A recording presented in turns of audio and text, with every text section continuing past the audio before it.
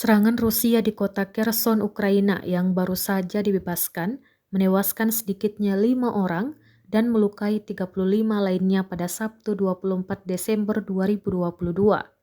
Dilansir dari Reuters, pihak berwenang mengonfirmasi hal ini dalam apa yang dikecam Presiden Volodymyr Zelensky sebagai pembunuhan sembrono untuk kesenangan. Lewat akun Instagramnya, Zelensky juga menunjukkan bukti kekejaman Rusia. Tampak warga sipil yang tewas akibat serangan tersebut. Menurutnya, foto yang telah ia unggah bukanlah konten sensitif, tetapi kehidupan nyata di Ukraina saat ini.